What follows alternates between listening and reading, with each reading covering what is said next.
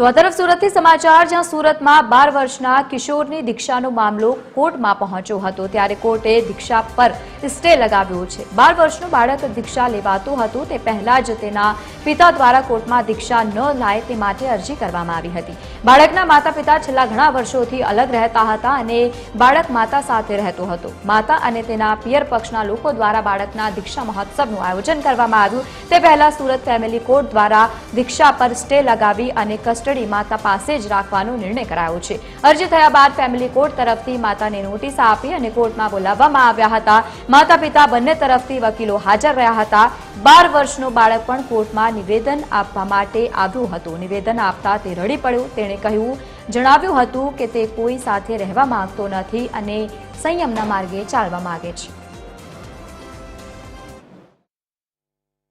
ધર્મ, સમાજ અને એની ઉપર કાયદાની જે ઘડતર થયું છે તેનું પાલન પણ થવું જોઈએ અને જો આને અટકાવવામાં નહીં આવશે તો આજે ને કાલે કોર્ટોમાં આ પ્રકારના કેસો કે દીક્ષાના કેસો વધવા પામશે અને એના સમાજમાં ખોટા પ્રત્યાઘાતો પડશે, જે ન્યાયના હિતમાં અટકાવવાની જરૂર છે।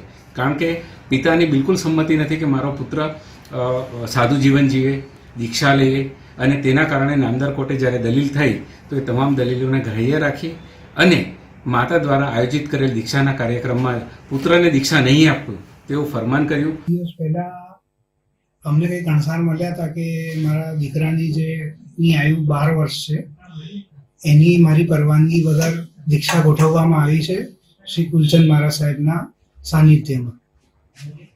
અને મારા કોઈ હિતેચ્છુ જ્યારે હું સુરત પહોંચ્યો એના પછી મને તારીખની જાણ થઈ।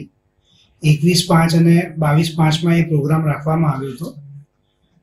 મારું બાળક હજી 12 વર્ષનું નાનું છે અને અમે એમ ચાહીએ છીએ કે એ સ્કૂલમાં ભણે અને એના પછી આગળ 18 વર્ષની એની આયુ થઈ જાય, એના પછી એની દીક્ષા માટે અગર કોઈ ભાવ હશે તો વિચારવામાં આવશે।